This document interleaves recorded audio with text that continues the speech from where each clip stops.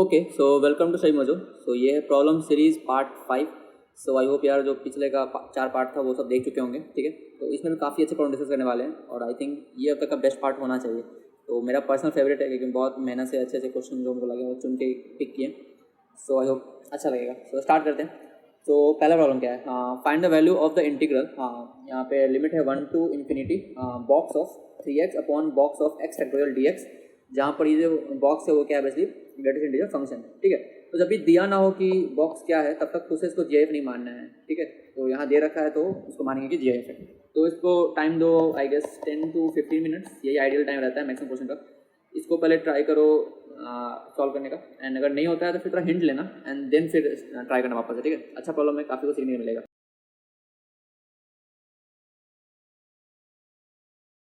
So I F try कर लिया होगा। सो स्टार्ट करते हैं। तो मेरा यहाँ मतलब एम क्या होना चाहिए, तो जब भी तुमको दिखे जी आई एफ वगैरह तो तुम्हारा एम होना चाहिए कि तुम कैसे उसको तोड़ो इंटरवल में कि वो जो है तुम्हारा इंटीजर पार्ट अलग होता जाए। जैसे मेरे पास पता है कि 1.3 का जी आई एफ क्या होगा, ये 1 होगा, ठीक है।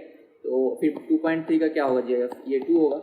हमको क्या करना है, इसको ऐसे ब्रेक करना है कि मेरे पास यहाँ इंटीजर जनरेट हो। जैसे मान लो कि 3x का वैल्यू 1 कब होगा, ये होगा जब x का वैल्यू हो जाएगा 1/3।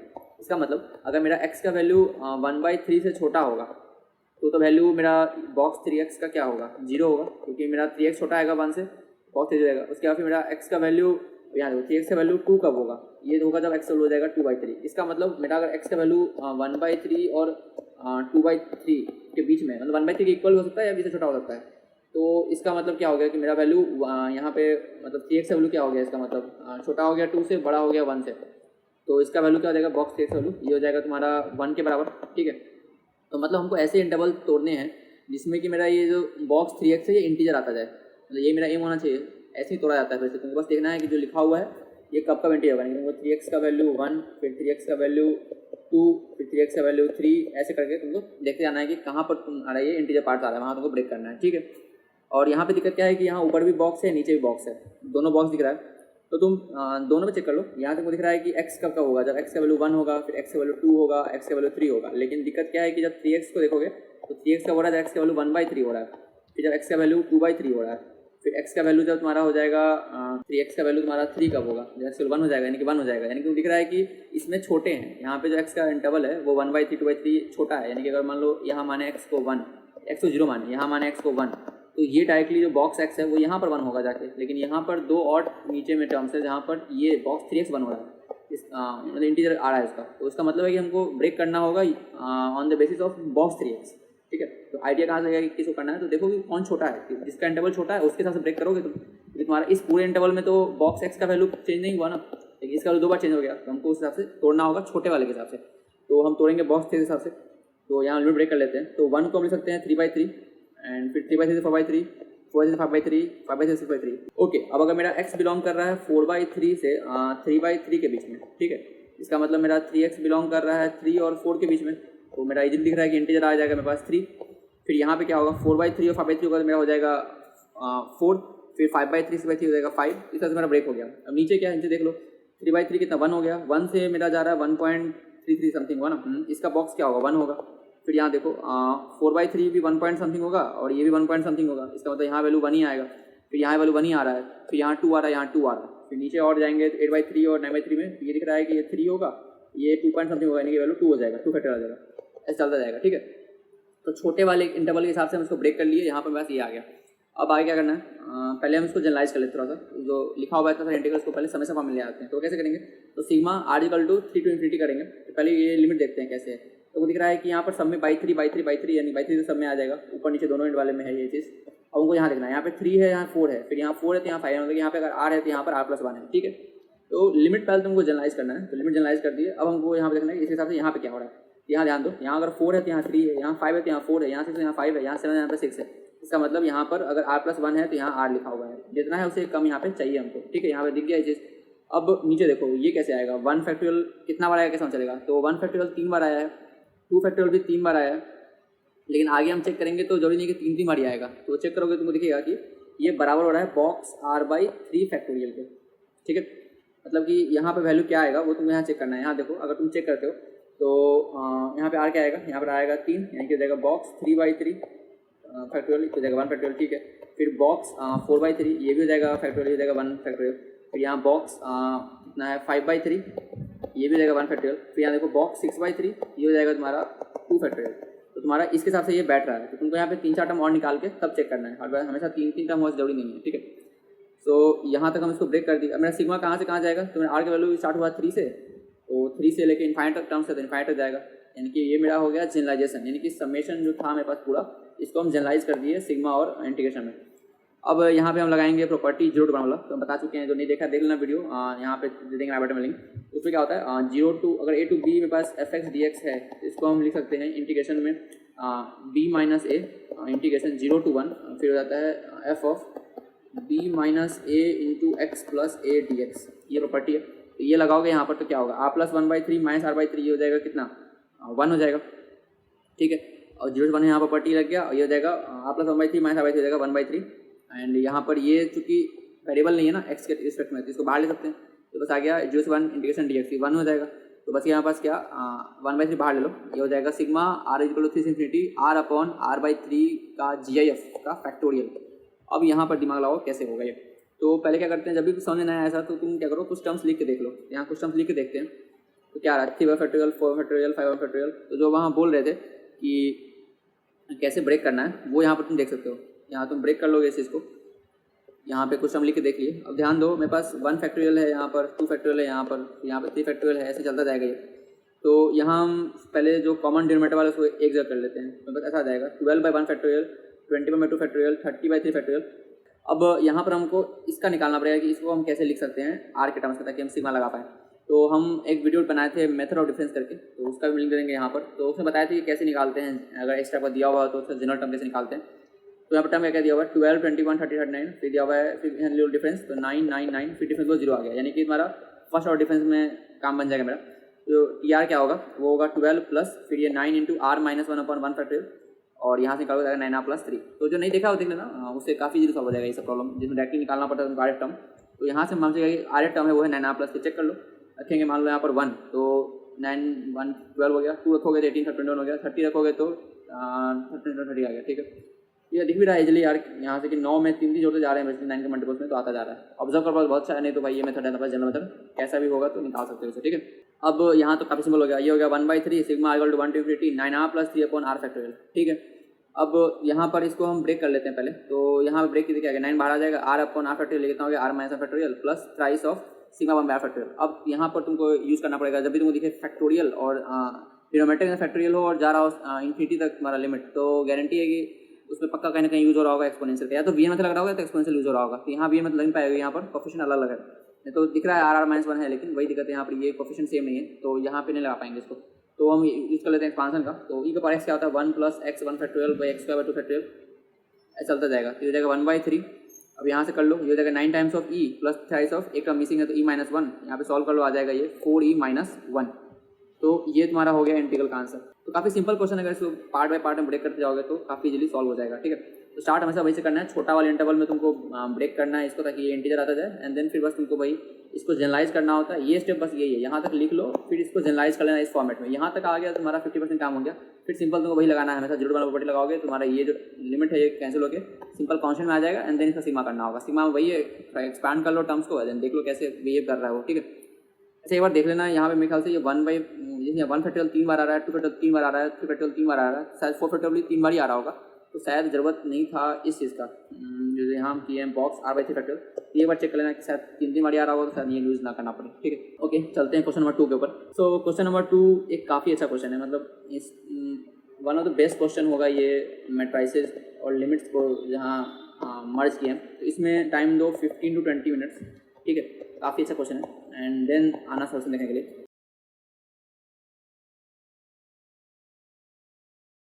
तो आज तो ट्राई कर लिया होगा। तो इस प्रॉब्लम में मतलब हम 2 बताएंगे अप्रोच। एक जो कन्वेंशनल अप्रोच है, जो मैक्सिमम क्वेश्चन में लगेगा, जब भी सब क्वेश्चन आएगा वो वैसे ही करते हैं, उसमें और कोई तरीका नहीं करने का।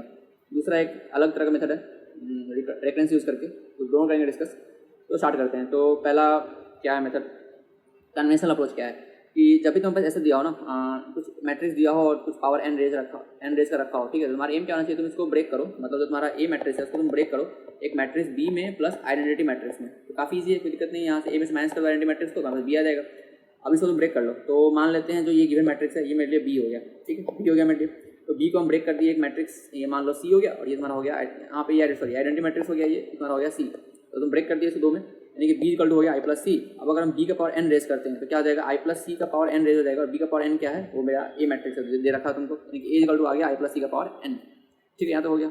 अब होगा क्या जनरली कि इस टाइप क्वेश्चन में कि तुम्हारा जो सी है ना, इसका तुम मान लो सी निकाले, फिर सी स्क्वायर निकालो, सी क्यूब निकालो, सी का पावर 4 निकालो, सी का पावर 5 निकालो, ऐसा निकालो, ज़्यादा ज़्यादा सी का पावर 4 से निकालना पड़ेगा। तुम्हारा क्या होगा, या तो ये जीरो हो जाएगा, मतलब सी का स्क्वायर मान लो जीरो हो गया, ये नहीं होगा, मोस्टली सी क्यूब जीरो हो जाएगा, या फिर सी का पावर 4 जीरो हो जाएगा, नल मैट्रिक्स आ जाएगा। या तो ये होगा, या तो फिर क्या होगा कि सी क्यूब इजिकल टू कुछ लैम्डा टाइम्स ऑफ सी आ जाएगा, मतलब ये खुद से रिलेट हो जाएगा। यही होगा, दो चीज़ होगा, तुमको सी स्क्वायर सी क्यूब सी का 4 तीन तक निकालना, या तो नल मैट्रिक्स हो जाएगा या तो खुद से रिलेट हो जाएगा, ये दो चीज़ होने वाला है, ठीक है। तो यहाँ पर देखते हैं, यहाँ पर करके देखना तुम, तो यहाँ हम ऐसे करके देख सकते हो सी स्क्वायर निकाल के, या तो हम यूज़ कर लें केले हैमिल्टन थ्योरम को। तो केले हैमिल्टन क्या बोलता है कि हर कॉलम में हर मैट्रिक्स अप्लाई करेगा अपना कैरेक्टरिस्टिक इक्वेशन। तो हम बताए थे कैसे निकालते हैं कैरेक्टरिस्टिक इक्वेशन, लैम्डा का स्क्वायर प्लस ट्रेस हो जाएगा तुम्हारा जीरो, तो -2y इक्वल टू जीरो, यानी कि हो गया तुम्हारा यहाँ तो सी हो जाएगा, सी का स्क्वायर इक्वल टू 2y, तो यहाँ पे तुम अप्लाई कर दो बोथ साइड सी से, तो जाएगा C cube equal to 2c, C cube हो गया 2c। ये तुम बोल रहे थे ना कि तुम्हारा सी का पावर 2 3 4 कुछ एक से जरूर होगा, जो या तो नॉन मैट्रिक्स हो जाएगा या तो खुद से रिलेट हो जाएगा। यहाँ क्या हो रहा है, सी क्यूब ये तो खुद से रिलेट हो गया ना, ये बोल रहे थे हम, सी का power k equal to lambda C type का आ जाता है, ये हो जाएगा, या फिर सी का power k equal to non matrix आ जाएगा, ऐसा कुछ होने वाला होगा। यहाँ की रिलेट हो गया, फिर सी का पावर 4 निकालोगे तो 4i आ जाएगा, फिर यहाँ पर सी का पावर 5 निकालोगे तो 4c आ जाएगा, तो ऐसा कुछ दिख रहा है। तो इसको थोड़ा हम जनरलाइज करते हैं, हमें क्या दिख रहा है कि जब भी मेरा पावर ऑड है तो ये खुद से रिलेट हो रहा है और कुछ 2 का पावर आ रहा है, इसी का पावर 5 किए तो 2 का स्क्वायर आ गया, और यहाँ पे जब भी इवन पावर आ रहा है तो ये मतलब आइडेंटिटी मैट्रिक्स में कन्वर्ट हो जा रहा है, तो इसका यूज़ करते हैं हम यहाँ पर।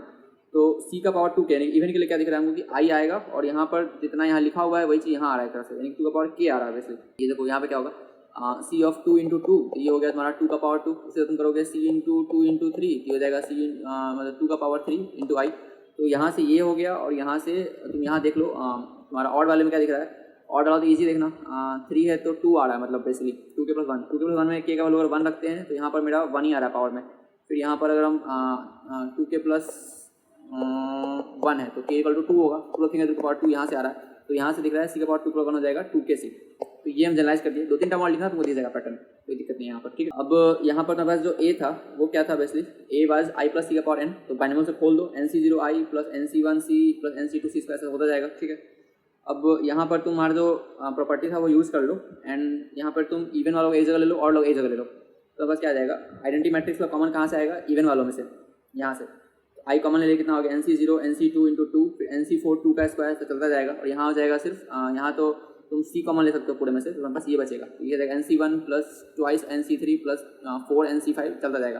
तो मान लेते हैं ये पूरा सीरीज पी हो गया, ये पूरा सीरीज हमारा क्यू हो गया, तो यानी कि मेरा जो ए मैट्रिक्स था, यानी ए मैट्रिक्स नहीं सॉरी हमारा बी मैट्रिक्स जो था उसका पावर एन रेज किया तो वो हमारा ए था, और ये बराबर हो रहा है P times of I plus Q times of C के। तुम्हारा पी और क्यू यहाँ पर कॉन्स्टेंट है, आई आइडेंटिटी मैट्रिक्स हो गया, सी तुम्हारा जो मैट्रिक्स था वो है जो यहाँ हम निकाले थे, ये वाला मैट्रिक्स सी तुम्हारा, ठीक है, यहाँ तक हो गया। अब पहले हम निकालते हैं कि पी और क्यू क्या होगा, इससे काम पड़ेगा एलिमेंट निकालने में। तो जो बेसिक सबसे मेरा फंडामेंटल फॉर्मूला वो क्या है, 1 प्लस एक्स पावर एन क्या होता है, सिग्मा आर इक्वल टू 0 से N C R X power R. अब यहाँ तुम ध्यान दोगे, तुमको जम करवाना है यहाँ पर कितने का, दो का जम करवाना है, और ये भी तुमको ऐसा लाना पड़ेगा कि ऐसा हो पाए, समझ में आ रहा है तुमको। ध्यान देखो 4 यहाँ अगर मेरे पास नीचे 4 है तो यहाँ स्क्वायर आ रहा है, समझ रहे हो, 2 है तो 1 आ रहा है। अगर तुम ध्यान दोगे तो रूट 2 का पावर 4 करोगे तो हमें बस आएगा यहाँ पर 2 का स्क्वायर, मतलब यहाँ पर ऐसा कुछ पुट करना होगा एक्स जो कि 4 पावर को 2 में कन्वर्ट करे, तो ऐसा तभी होगा जब रूट 2 रखोगे यहाँ पर। तो यानी कि अगर हम एक्स रखेंगे 1/√2, तो अगर हम एक्स रखेंगे √2 तो आ जाएगा क्या, 1 प्लस √2 का power N equal to this value, और एक्स रखोगे -√2 तो मेरे पास आ जाएगा ये वैल्यू, ठीक है। अब अगर तुम इन दोनों को जोड़ दोगे तो मेरे पास क्या आएगा, टी का वैल्यू निकल के आ जाएगा। चेक करना, जोड़ के बाई से 2 कर देना, क्योंकि यहाँ पे 2 बार टर्म आ जाएगा ना। इससे क्या हुआ, बेसिकली मेरे पास दोनों टर्म्स आ जाएंगे इससे, और इससे क्या होगा मेरे पास और टर्म निगेटिव में आएगा, जोड़ोगे तो क्या होगा, ट्वाइस ऑफ इवन टर्म्स आ जाएगा। तो इवन टर्म चाहिए सिर्फ, तो डिवाइड कर 2 से, तो बस ये आ जाएगा पी का वैल्यू। ओके, यहाँ देखो 1 प्लस √2 पावर एन है, तो मेरे पास क्या है, NC0 √2 power 0, NC1 √2 power 1 plus NC2 2 ऐसे चलता जाएगा। ये मुझे चाहिए था, यहाँ पे ध्यान दो, NC0 मेरे पास आ गया। फिर यहाँ पर चाहिए था हमको NC2 का 2, NC2 2 फिर वही NC4 2 का स्क्वायर आएगा, और ये 1 वाला टर्म हमको नहीं चाहिए, ऑड टर्म को नहीं चाहिए। तो जब यहाँ निगेटिव रखोगे तो क्या होगा, ऑड वाला टर्म निगेटिव में आएंगे, जोड़ोगे तो कैंसिल हो जाएंगे। तो ध्यान देखना करके ये हो जाएगा। अब हमको निकालना है क्यू। तो सिमिलरली क्यू में क्या करना होगा, तुमको डिफरेंस लेना है दोनों का। तो ले लोगे डिफरेंस, अब डिवाइड कर दो 2 रूट 2 से, तुम्हारा क्यू निकल जाएगा। तो मेरे पास पी निकल गया, मेरे पास क्यू निकल गया, 2 निकल गया मेरे पास। तो अब पूछा क्या था कि मेरे पास ए हो गया। अब यहाँ पर हम इसको लिख लेते हैं, तो पी इंटू आई कर दो, ये आ गया तुम्हारा, क्यू इंटू सी कर दो, ये आ गया। अब यहाँ पर तुम जोड़ दो तो ये आ गया मेरे पास। अपने पूछा क्या था, लिमिट निकालना था A12 ऑफ n और बाई A22 ऑफ n, यानी कि तुम्हारा ये मैट्रिक्स है। तो फर्स्ट रो सेकंड कॉलम यानी कि ये, और सेकंड रो सेकंड कॉलम यानी कि ये, इन दोनों का हमको निकालना है रेशियो। ठीक है, तो यहाँ पर हम इसका रेशियो निकालते हैं। तो हमारे पास यानी कि Q upon P minus Q हमको चाहिए। ये जो मैं लिमिट पूछ रखा था वो ये पूछ रखा था।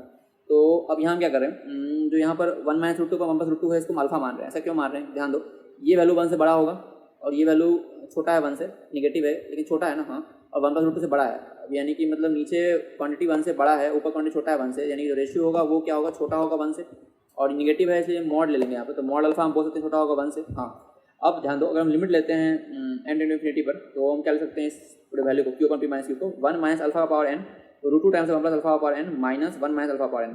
ध्यान देखना करके, कॉमन लेके ट्राई करना, ये आ जाएगा। मतलब पूरे को हम लिमिट को मैनिपुलेट कर दिया अल्फा के टर्म्स में। अब इससे फायदा क्या हुआ कि n जाएगा इन्फिनिटी की तरफ, तो अल्फा का पावर n जाएगा 0। कैसे, देखो ध्यान से, मॉड अल्फा 1 छोटा था, ये हम बोल रखे हैं, मतलब क्या होगा, इस टाइप की चीज़ होगा कुछ 1 बाई मान लो हो गया 2 का पावर n।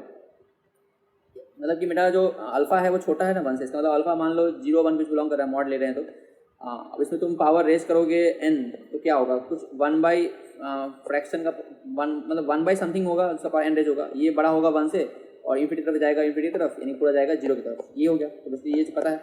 तो यहाँ से मेरा अल्फा बाई n जाएगा 0, यहाँ भी जाएगा 0, यहाँ भी जाएगा 0, मेरे पास क्या गया 1 अपॉन रूट 2 माइनस 1। तो लिमिट क्या हो जाएगा, इसको रेशनाइज कर दो तो रूट 2 प्लस 1 हो जाएगा। अब पूछा क्या था कि जो लिमिट का स्क्वायर है वो है मेरे पास root a plus root b के फॉर्म में, तो इसका स्क्वायर कर लो, ये जाएगा कितना 3 प्लस रूट 8, यानी कि रूट 9 प्लस रूट 8, यानी कि root a plus root b हो गया, a हो गया 9, b हो गया 8, जोड़ दो, a प्लस b आ जाएगा 17। तो ये मतलब कन्वेंशनल अप्रोच है। कोई प्रॉब्लम ऐसा आएगा जिसमें पावर n रेज करना होगा, जब भी ऐसा क्वेश्चन आएगा तुमको वही करना है, इसको ब्रेक करो तुम एक मैट्रिक्स b प्लस आई में, फिर तुम यहाँ पे निकालो b का स्क्वायर, b का क्यूब, b का पावर 4, इतना निकालोगे तुमको दिख जाएगा पैटर्न क्या चल रहा है। ठीक है, एंड देन तुमको मैनिपुलेट करना है उसी को। तो ये हो गया कन्वेंशनल अप्रोच मेथड 1। अब मेथड 2 क्या है, वो थोड़ा स्मार्ट अप्रोच है, वो क्या देखते हैं, यूजिंग रिकर्सन। अच्छा, जरूरी नहीं है कि रिकर्सन से हर प्रॉब्लम सॉल्व हो जाएगा, ये यहाँ पर एप्लीकेबल है, तो वो तुमको देखना पड़ेगा। हो सकता है किसी प्रॉब्लम को थोड़ा लेंदी बना दे या किसी प्रॉब्लम को बहुत ज़्यादा शॉर्ट कर देगा, तो वो डिपेंड करता है। तो रिकर्सन पे थोड़ा सा हम डिटेल बात किए थे, जो वीडियो आया था रेजिस्टेंस का, लैडर कैसे करते हैं, तो वहाँ हम थोड़ा बात किए थे, तो वहाँ एक बार देख लेना, वहाँ हम बताया था कैसे निकालते हैं फॉर्मूला वगैरह, तो ये देख लेना, चेकआउट कर लेना, हम यहाँ ले देंगे लिंक आई बटन पर।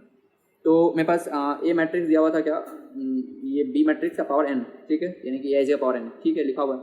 तो यहाँ हम निकालेंगे बी का स्क्वायर, मतलब हम यहाँ तोड़ नहीं रहे हैं इसको, हम इसी मैट्रिक्स का स्क्वायर कर रहे हैं। तो बी का स्क्वायर निकालेंगे, बी क्यूब निकालेंगे, बी का पावर 4 निकालेंगे, ठीक है। अब यहाँ से हमको रेशो चाहिए इन दोनों चीज़ का, इन दोनों का रेशो चाहिए ना हमको। तो यहाँ से बी मेरा क्या है A12, यानी कि फर्स्ट रो सेकंड कॉलम, यानी कि इसका बात कर रहा है। तो इसका वैल्यू क्या क्या आ रहा है, देखो ध्यान से, 1, जब बी ओरिजिनल मैट्रिक्स था उसमें 1 था वैल्यू, फिर 1 था, 2 है, 5 है, 12 है, चलता जाएगा। फिर इसका दिखा दो, पहले 0 था, फिर 1 हुआ, फिर 2 हुआ, फिर 5 हुआ, इससे चलता जाएगा ये, ठीक है।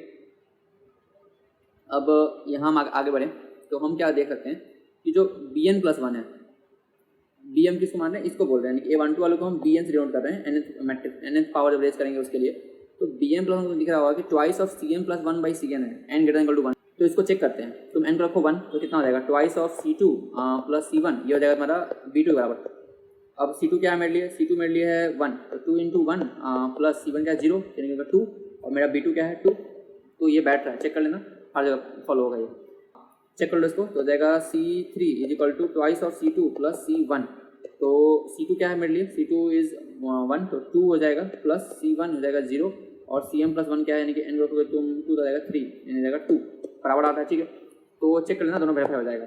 ओके, अब यहाँ पर हम जो वीडियो था रेजिस्टेंस वाला, वहाँ बताया था कि हम कैसे निकाल सकते हैं। अगर इस टाइप से दिया हुआ है an प्लस 2, कुछ अल्फा मान लो मल्टीप्लाई किया हुआ है इसमें, an plus 2 is equal to मान लो कुछ बीटा टाइम्स ऑफ an और plus gamma times of an minus 1 दिया हुआ है। तो इसको कैसे हम डायरेक्टली यहाँ से a निकाल सकते हैं, बताए थे हम। तो वैसे भी कर सकते हो तुम cn निकाल के, लेकिन वो लेंदी पड़ेगा। तो हम क्या करेंगे, दिमाग लगेंगे थोड़ा, हम यहाँ निकालेंगे cm प्लस 1 बाई cn का वैल्यू, उसको मान लेते हैं लैम्डा हो गया। तो यहाँ डिवाइड कर दो cn से, तो क्या आ गया, cn plus 1 by cn is equal to twice plus cn minus 1 by cn। ठीक है, ये आ गया। अब तुम इसको नीचे ले आओगे अगर, तो ये जाएगा Cn/Cn-1। ठीक है, अब तुम ध्यान दो, अगर तुम्हारा n जाएगा इन्फिनिटी की तरफ तो तुम्हारे लिए n+1 और n-1 एक ही टाइप का चीज़ हो गया। तो यहाँ तुमको दिख रहा है कि लैम्डा हम किसको माने हैं, जब ऊपर बड़ा हो, यानी कि Cn+1/Cn हो, उसका लिमिट लैम्डा है। उसी तरह यहाँ पर Cn/Cn-1 भी लैम्डा के बराबर ही होगा, क्योंकि जब इन्फिनिटी जाएगा तो ये मैटर नहीं करेगा कि यहाँ पे n लिखा है कि n+1 लिखा है, बस डिफरेंस एक का होना चाहिए, जो कि यहाँ पर भी है। तो उसको लैम्डा माने हो तो इसको 1/λ मान सकते हैं। इसका मतलब ये लिखा हुआ क्या है, वैसे lambda is equal to twice 2 + 1/λ। तो यहाँ से बस एक आ जाएगा क्वार्टी निकल के। ठीक है, तुम यहाँ से बना सकते हो क्वार्टी चाहोगे तो लैम्डा का स्क्वायर इक्वल टू 2λ + 1 जो बताए थे वीडियो में, वहाँ से तुम निकाल सकते हो कि Cn क्या आएगा। लेकिन हमको Cn चाहिए नहीं, हमको चाहिए लिमिट। तुम यहाँ पर या तो क्वार्टिक वाला फॉर्मूला लगा के तुम यहाँ पे निकाल लो वैल्यू Cn का, देन लिमिट ले लो, या फिर जो हम बता रहे हैं वैसे कर सकते हो, ये भी काम कर जाएगा। तो बेसिकली बस यहाँ क्या निकल के आ गया, जो लिमिट है वो क्या निकल के आ रहा है, वो आ रहा है लैम्डा इज इक्वल टू 1 + √2 आ रहा है, फिर लैम्डा निकल के 1 - √2। अब ध्यान दो, मेरे पास सब कुछ पॉजिटिव है, Cn का सारा टर्म पॉजिटिव था यहाँ पर, तो कभी लिमिट नेगेटिव नहीं आएगा, यानी कि ये पॉसिबल नहीं है, यानी कि मेरे पास lambda is equal to 1 + √2 possible है। ठीक है, तो लैम्डा आ गया 1 + √2 निकल के। अब हमको चाहिए क्या, bn/Cn। तो bn/Cn हो या फिर bn + Cn + 1 फर्क नहीं पड़ता, n जा रहा है इन्फिनिटी तरफ, वही तुमको बोले थे हम। ठीक है, बस यहाँ मेंटेन करना कि ये क्या था, यहाँ पे n था तो यहाँ पर n+1 करो। ठीक है, अब bm+1 को हम यहाँ लिख सकते हैं क्या, ट्वाइस ऑफ Cn+1 + Cn। ठीक है, अब यहाँ तुम इसको ब्रेक कर लो तो जाएगा twice plus limit n to infinity Cn/Cn+1। अब हमको पता है Cn+1/Cn का लिमिट जो था उसको हम माने थे यहाँ पर लैम्डा के बराबर, इसका मतलब 1/λ, यानी देगा ट्वाइस मतलब 2 + 1/λ। अब यहाँ देखो 2 + 1/λ बराबर था लैम्डा के, तो यानी लैम्डा बराबर क्या, लैम्डा किस हो रहा था 1 + √2 के, तो यहाँ से निकल के आ गया कि लैम्डा यानी कि लिमिट जो मेरा था वो 1 + √2 है। तो ये भी एक अच्छा मेथड है, काफ़ी शॉर्ट में सॉल्व हो गया, लेकिन वही है कि इतना ऑब्जर्वेशन कर पाओगे तब। तो कन्वेंशनल अप्रोच बेस्ट अप्रोच है, तुम्हारा हार्ड प्रॉब्लम सॉल्व कर देगा। रिकर्सन बहुत से प्रॉब्लम होता है कि बहुत सिंप्लीफाई करते प्रॉब्लम, जैसे यहाँ पे होता है, लेकिन बहुत केस होता है कि रिकर्सन सिंपल ना आए, थोड़ा लेंदी रिकर्सन आए, और जरूरी नहीं कि तुम हर रिकर्सन को सॉल्व कर ही पाओगे, तो वो दिक्कत है। जैसे यहाँ पे तुम अगर पहले निकालते सी क्वार्टिक से, फिर देन यहाँ तुम वैल्यू रखते, फिर तुम लिमिट लेते, तो लेंदी पड़ता, तो थोड़ा मोड़ा ऑब्जर्वेशन भी होता है। लेकिन अगर रिकर्सन मेथड सेट हो गया तो काफ़ी सॉल्व हो जाएगा। तो आई समझ में आ गया, एक बार देख लेना वीडियो रेफरेंस वाला, वहाँ हम थोड़ा बताया था डिटेल में रिकर्सन के बारे में। ठीक है, तो ये था सेकंड प्रॉब्लम। चलते हैं थर्ड प्रॉब्लम के ऊपर। ओके, थर्ड प्रॉब्लम क्या है, एक बाइनोमियल सीरीज दे रखा है, सिग्मा r इक्वल टू 0 से 9 20c2r 20c2r + 2 equal to a + 1/a, फिर ये पूरा दे रखा है, कुछ वैल्यू फाइंड करना है a का। तो ट्राई करो इसको 10 to 15 मिनट्स। ठीक है, फिर डिस्कस करते हैं सॉल्यूशन इसका।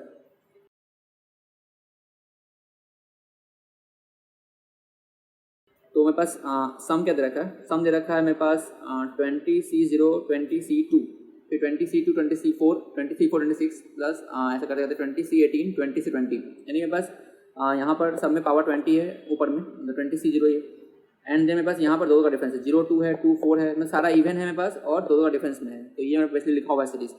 तो पावर 20 देख के सबसे जो बेसिक जो क्या आएगा वो आएगा 1 + x/20, तो वो लिखते हैं यहाँ पर 1 + x/20 कितना हो जाएगा 20c0 x/0, जो स्पैन करते हैं कर लेना बाइनोमियल से। ठीक है, अब मेरे पास यहाँ भी 20 है, इसका मतलब ये 1 + x/20 को मैनिपुलेट करना पड़ेगा। तो यहाँ हम क्या कर रहे हैं 1 + x/20 1 + x/20 इन दोनों को अप्लाई करने वाले हैं, तो ये कितना देगा 1 + x/40, ये तो काफ़ी सिंपल है यहाँ पर। अब यहाँ से हम 1 + x/20 को लिख रहे हैं एक्सपांड करके, ये लिख दिए यहाँ पर, और सेकंड वाले केस में क्या कर रहे हैं उल्टा लिख रहे हैं, मतलब हम 20c0 x/20 लिख रहे हैं, मतलब सीरीज को उल्टा लिख रहे हैं, समझ में आ रहा होगा। बेसिकली यही लिखा हुआ है, बस उल्टा आगे लिखा हुआ है। ठीक है, तो ऐसा समझ में आ गया होगा। तो वैसे ये 20c20 को क्या लिख सकते हैं, हम लिख सकते हैं 20c0, फिर 20c90 को क्या लिख सकते हैं, हम लिख सकते हैं 20c1, तो बेसिकली वही लिखा हुआ है यहाँ पर। ओके, ऐसा कर दिए। अब ऐसे फ़ायदा क्या हुआ, हमको चाहिए 0 2 2 4, इन दोनों का डिफरेंस टर्म चाहिए हमको, तो वो यहाँ से हम जनरेट करेंगे कैसे। अगर हम 20c0 यहाँ पकड़ें और हम यहाँ पकड़ें 20c2 को, तो तुमको दिख रहा है ये हो जाएगा 20c0 20c2, ये हो जाएगा x/0 x/18, फिर यहाँ पकड़ो 20c1, तो यहाँ पकड़ो दो जंप वाला, यानी कि 20c3 पकड़ो यहाँ से, तो वो होगा कितना x/17 होगा, x/17 यहाँ से x/1 यहाँ से, सम कितना होगा अगेन x/18, तो यहाँ ये आ गया। फिर यहाँ पे 2 पकड़ो, यहाँ 4 पकड़ो, अगेन x/18 आएगा, तो तुम यहाँ से पकड़ोगे लास्ट टर्म क्या 20c18, तो यहाँ पावर x/18 ही होगा, और वहाँ पकड़ोगे 20c कितना 20, ये हो जाएगा तुम्हारा x/0, यहाँ देखा 0 है, यहाँ 18 है, अगेन हो जाएगा x/18, तो मेरे पास आ गया। तो बेसिकली मेरे पास जो क्रिएट करना था वो मेरे पास आ चुका है, मेरे पास सारे इवेंट टर्म्स दो डिफरेंस वाले क्रिएट हो गए। ये चाहिए लेकिन हमको ये नहीं चाहिए, ये और डाटा हमको ये नहीं चाहिए, तो हमको इसको कैंसिल करना पड़ेगा। ठीक है, तो जब भी ऐसा चीज़ आएगा तुम्हारे पास इवेंट टर्म्स है, तुमको और हटाना है, तो हमेशा क्या करना होता है, तुमको यहाँ पर x रिप्लेस करना होता है -1 से, नेगेटिव लोगे तो काम बन जाए। तो अब यहाँ पर ये जो सीरीज था बराबर किसके होगा, कोफिशिएंट ऑफ x/18 अगर हम निकाल लें, इसमें से, तो इसको आउट हो जाएगा ये, तो निकाल लो कितना देगा, हो जाएगा 40C18।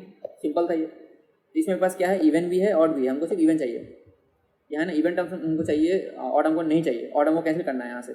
तो वही तुमको करना है, यहाँ पे तुम निगेटिव कर लो इस चीज़ को, तो 1 + x और हो जाएगा ये x - 1/20। तो यहाँ इसको लिखो, यहाँ फिर इसको वही उल्टा आगे लिख दो, ठीक है। एंड देन यहाँ जब अप्लाई कर दो तो दिख जाएगा कि यहाँ जो ऑड वाले टर्म्स है वो निगेटिव में आ रहे हैं, ठीक है। इनको ऐड कर दो और ये क्या हो जाएगा, x + 1 x - 1 हो जाएगा ये हो जाएगा x² - 1 का पावर 20, ठीक है। अब यहाँ पर इसको लिख लो 1 - x/20 क्योंकि पावर इवन है, फर्क नहीं पड़ता उससे। एंड देन कोफिशिएंट निकाल लेंगे यहाँ से हम। तो यहाँ से हम करते हैं फिर से, तो फिर से वही होगा x/18 आएगा। बस यहाँ पे अंतर क्या हुआ कि मेरे पास जो ऑड वाले टर्म्स है वो निगेटिव में आ रहे हैं यहाँ पर, ठीक है। ये अंतर होगा, तो ऐड कर दो दोनों को। अच्छा, ये x/18 का कोफिशिएंट यहाँ से कितना निकलेगा, तो हमको पता है x², यानी कि अगर हम x/9 निकालेंगे तो वहाँ से वो स्क्वायर 18 हो जाएगा, यानी कि हमको 9 का कोफिशिएंट निकालना पड़ेगा। तो -20C9 हो जाएगा कि ऑड वाला टर्म है, तो ऑड वाला टर्म में देखो पावर निगेटिव होगा यहाँ पर। ये क्या होगा, वैसे क्या होगा, सिग्मा 20CR x² का पावर r, तो यहाँ पर फिर -1 का पावर r। अब यहाँ पर तुम x रखोगे 9 तो कितना आएगा 20C9, ये हो जाएगा r रखोगे 9 तो हो जाएगा x/18 और ये हो जाएगा -1 का पावर 9, यानी कि जाएगा -1, यानी निगेटिव आएगा यहाँ पर ऑड वाले टर्म्स में, यहाँ निगेटिव आएगा, ठीक है। तो मेरे पास s इवन - s ऑड आ गया -20C9, तुम दोनों ऐड कर दो तो कितना आ जाएगा s इवन + s इवन, यानी कि 40C18 - 20C9/2, ठीक है। ये आ गया। अब वहाँ जो कंपेयर करना था वो फॉर्मेट देखो क्या था, तुमको था 39C22 और 19C11, तो ये क्रिएट करना पड़ेगा। ये भी काफ़ी ईजी है।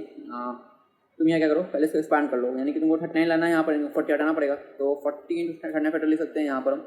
एंड यहाँ पर भी तुमको 19 चाहिए, तो यहाँ पर 20 को अलग कर लो, 90 फैक्टर ये आ जाएगा। अब यहाँ ध्यान दो, इसको कर लो कैंसिल, यहाँ पर हो जाएगा 20/9, एंड इसको कॉमन निकाल लो पूरे में से, तो बस आ जाएगा 39C22 - 19C, और मेरे पास एक हाफ का वैल्यू था यहाँ पर, ये एस इवन में, यानी हो जाएगा 10/9, यानी कि आ गया a + 1/a, ये तो निकल के आ गया 9, ठीक है। तो ये आंसर हो गया। काफ़ी सिंपल क्वेश्चन है, बस थोड़ा यहाँ पे ऑब्जर्वेशन करना है कि कैसे क्रिएट करेंगे इस चीज़ को, ठीक है। तो आई होप हुआ होगा सॉल्व, जैसे नहीं हुआ अप्रोच दिमाग में रखो कैसे करते हैं, बेसिकली यही फंडा होता है इस समय, ठीक है। तो चलते हैं नेक्स्ट क्वेश्चन के ऊपर। ओके, अब नेक्स्ट क्वेश्चन क्या है, तो ये भी काफ़ी अच्छा क्वेश्चन है। तो यहाँ पे तुमको एक क्वेश्चन दिया हुआ है डिफरेंशियल कोफिशिएंट्स में, यानी कि dx/dy³ + dy(x⁻⁴) ऐसा कुछ दिया हुआ है, और तुमको बोल रखा है कि एक आइडेंटिटी है, ये बताओ कि के क्या होगा। तो एक तरीका हो सकता है सॉल्व करने का, तुम यहाँ पे कोई फंक्शन ले लो, जैसे y = x टाइप का, एंड देन से सॉल्व कर लो। एग्जाम में ये अच्छा रहेगा मेथड, लेकिन यहाँ हम बताएंगे जनरल मेथड कैसे सॉल्व करते हैं शेयर प्रॉब्लम को, ठीक है।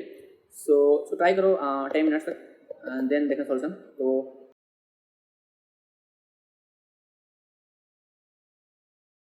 आई हो ट्राई कर लिया होगा, तो k = 3 आएगा इसका आंसर। तो चलो देखते हैं सॉल्यूशन कैसे करेंगे। तो प्रॉपर्टी क्या होता है, ये मोहित सर पढ़ाए थे अपने यूट्यूब लेक्चर में, तो जो उनसे पढ़ा होगा तो उसको पता होगा, जो नहीं पढ़ा तो बात नहीं, नहीं पढ़ा है तो अभी बता देंगे, बाकी जाके चैनल पर देख सकते हो मोहित सर को। तो प्रॉपर्टी क्या है कि d² / dx² होता है negative of d²x/dy² into dx/dy का पावर -3। तो ये प्रॉपर्टी होता है। अब इसको कैसे प्रूव करेंगे वो प्रूफ करा देते हैं, ठीक है। मोहित से करवा रखे हैं वैसे।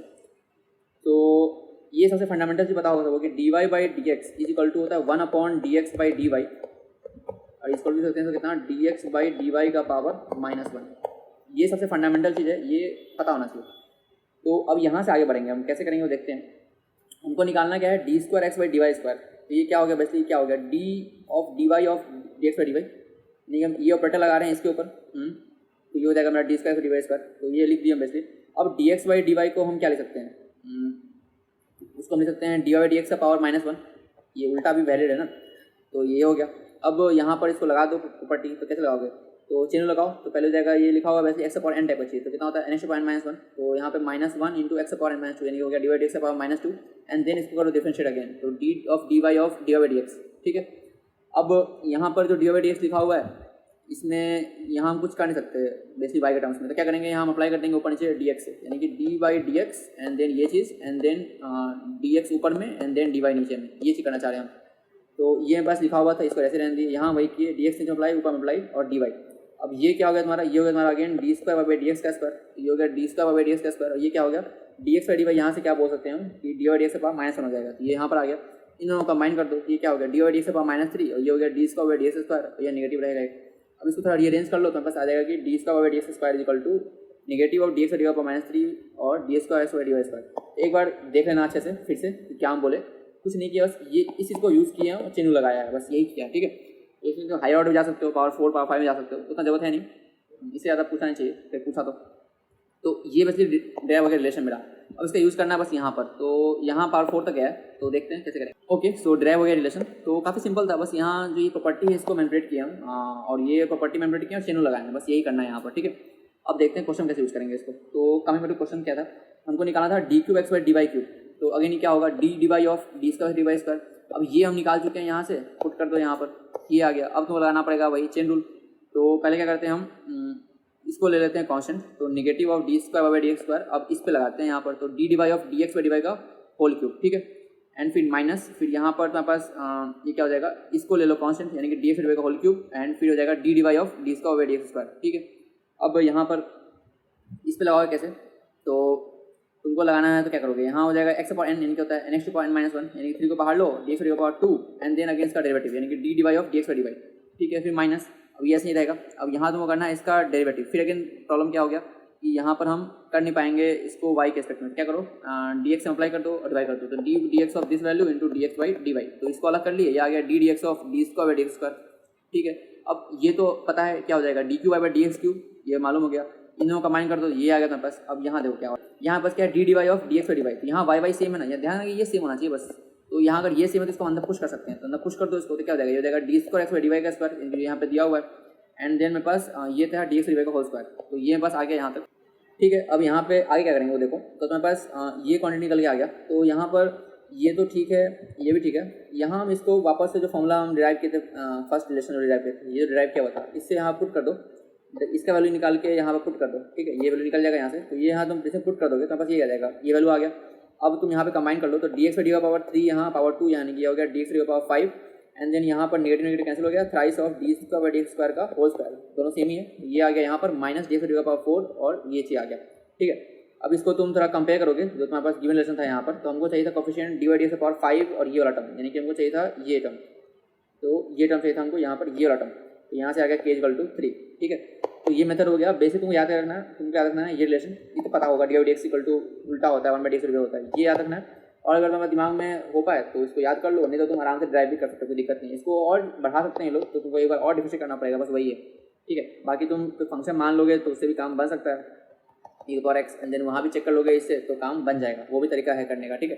एग्जाम में वो कर सकते हो, अच्छा अप्रोच है वो भी, लेकिन अगर जनरल करना है तो ऐसे करेंगे, ठीक है। सो चलते हैं लास्ट प्रॉब्लम के ऊपर, ठीक है, प्रॉब्लम 5। ओके, सो प्रॉब्लम 5 काफ़ी अच्छा क्वेश्चन है और ये आया था 1968 IMO में, इंटरनेशनल मैथमेटिक्स ओलंपियाड में, तो ये भी काफ़ी मतलब ईजी है अगर हम को पता हो कि कैसे करना है, अप्रोच आइडिया हो, इस टाइप का कर रखा हो तो पहले तुम ट्राई करो 10 मिनट्स, उससे ज़्यादा लगाना चाहिए। यहाँ तो वैल्यू पुटिंग करके भी गेस कर सकते हो कि क्या आंसर होगा, तो 10 मिनट इनफ है ट्राई करना इसको करने का।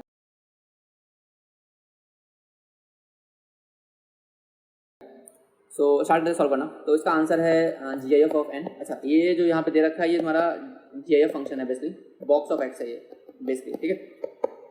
तो इसका आंसर होगा बॉक्स ऑफ एन। तो सॉल्व करते हैं। तो इसके लिए यूज़ करेंगे हम एक आइडेंटिटी का जिसका नाम है हर्माइट आइडेंटिटी। तो काफ़ी फेमस है, पढ़ाया जाता है, कोचिंग वगैरह में पढ़ा देते हैं, नहीं पढ़ाते कोई बात नहीं, आज पढ़ लो। तो यहाँ पर क्या होता है कि अगर मेरे पास ऐसा लिखा हुआ है box of X plus box of X plus 1/n plus box of X plus 2/n up till box of X plus n minus 1/n, तो ये बराबर होता है बॉक्स nx के। n होना चाहिए नेचुरल नंबर, यहाँ पर ये कंडीशन है, और x कुछ भी हो सकता है, यहाँ पर रियल नंबर कुछ भी ले लो, नेगेटिव पॉजिटिव फ्रैक्शन जो भी लेना है।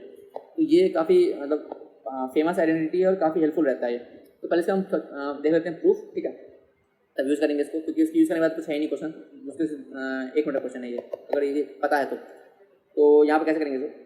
तो एच एक्स हम मानते हैं फंक्शन किसको, ये जो दिया हुआ है सो माइनस एन एक्स को, माइनस बॉक्स एन एक्स को, ठीक है, ये मान लिए। अब यहाँ तो अगर एक्स को रिप्लेस करोगे एक्स प्लस 1/n से, तो क्या होगा, देखो ध्यान से, ये हो जाएगा एक्स प्लस 1/n, ये हो जाएगा एक्स प्लस 2/n, ये हो जाएगा एक्स प्लस 3/n, यानी कि सब एक एक शिफ्ट होता जा रहा है, ठीक है। यानी कि 1/n से लेके यहाँ हमको मिल जाएगा कहाँ तक का, अगर यहाँ पर हम देखें एक्स प्लस 1/n और इसके पहला टर्म क्या होगा, वो होगा n माइनस 2/n होगा, ठीक है।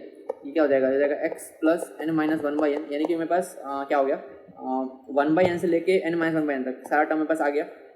अब इसमें क्या होगा, इसमें रख के देखो क्या होगा, ये हो जाएगा x plus 1/n plus 1 minus 1/n, ये कैंसिल हो गया, यानी कि आ गया एक्स प्लस 1, यानी कि आ गया बॉक्स ऑफ एक्स प्लस 1। अब वो प्रॉपर्टी पता है ना, प्रॉपर्टी क्या होता है कि अगर एक्स प्लस इंटीजर कुछ होगा बॉक्स के अंदर तो इंटीजर बाहर आ जाता है, तो वही चीज़ यहाँ होगा, यानी कि 1 बाहर आ जाएगा, तो हो जाएगा बॉक्स ऑफ एक्स प्लस 1, और यहाँ रखो तो हो जाएगा box of N X plus 1, यहाँ से 1 बाहर आ जाएगा, ये कैंसिल हो गया, यानी कि हो गया box X minus box N x.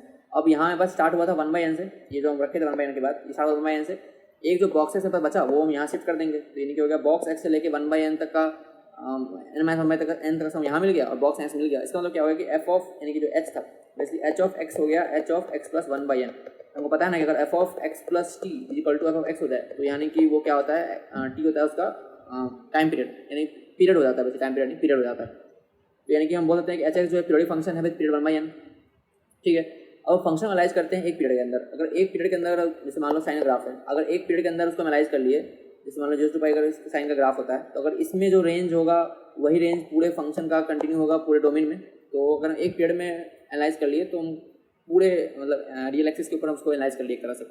तो यहाँ क्या कर रहे हैं, अगर हम मान लो एक्स को मानते हैं इस पीरियड के अंदर 0 से 1/n के बीच में मानते हैं, ठीक है, और कोई भी के लेते हैं हम इस डोमेन में, तो बॉक्स ऑफ के 0 होगा क्योंकि n तो नेचुरल नंबर है, यानी कि ये वैल्यू छोटा आएगा 1 से, तो 1 छोटा आएगा वैल्यू तो बॉक्स ऑफ 0 आएगा, यानी कि बॉक्स ऑफ के हम बोल सकते हैं 0 होगा, ठीक है। अब यहाँ पर तुम अप्लाई कर दोगे, मान लो तुम्हारा के ऐसा है ना 0 और 1/n अप्लाई कर दो n से, तो हो जाएगा 0 और n के, यानी कि n के बिलोंग कर रहा है 0 1 के बीच में, तो बॉक्स n के बिलोंग करेगा कहाँ, बॉक्स n के हो जाएगा 0, ठीक है। अब यहाँ से एच ऑफ के यानी कि हम एक्स के पुट कर दिए पूरे में। अब यहाँ ध्यान दो, हमको पता है कि के जो है तुम्हारा लाई करेगा कि हम यहाँ उठाएं इस पीरियड में से, तो हो जाएगा 0 से 1/n के बीच में। तो यहाँ पे तुम बहुत सारे r/n ऐड कर दो, तो हो जाएगा के प्लस r/n छोटा हो जाएगा किससे, r/n और r प्लस 1/n से। अब r क्या है यहाँ पर, तो हमको ध्यान दो, मेरे पास क्या है फॉर्मेट देखो, के प्लस r/n ही है ना इस सारे GF के अंदर, और जहाँ पे r हमारा 0 है 1 है 2 है अब फिर n-1, यानी कि मेरे पास के प्लस r/n का फॉर्मेट है जहाँ पे r मेरा जा रहा है 0 से लेकर n-1 तक, ठीक है। ये हो गया। अब हम बोल सकते हैं कि के छोटा होगा 1/n से, क्योंकि हमको पता है ना यहाँ से के छोटा होगा 1/n से, के लिए हम इसी पीरियड में से, तो के छोटा है 1/n से और r/n छोटा होगा n-1/n से। इसका मतलब के प्लस r/n छोटा हो जाएगा, इन लोग ऐड कर दो 1 से। अगर मेरा के प्लस r/n छोटा है 1 से, इसका मतलब कैसे JF क्या होगा 0 हो जाएगा। तो हम ये प्रूव कर दिए कि ये सारा टर्म जो है वो 0 है। और ये देख लो यहाँ चेक करके n इंटू के का वैल्यू क्या है, के का वैल्यू मैक्सिमम कितना हो सकता है, के का वैल्यू मैक्सिमम कितना हो सकता है, वो होता है 1/n, ये हो गया 1। लेकिन वो पता है कि के का वैल्यू छोटा है 1/n से, इसलिए हम बोल सकते हैं कि n के वैल्यू छोटा होगा 1 से, यानी कि बॉक्स n के 0 होगा, क्योंकि यहाँ हम प्रूव कर दिए थे। तो ये भी 0 है, ये पूरा हम प्रूव कर दिए 0 है। इसका मतलब कि h के 0 के बराबर है।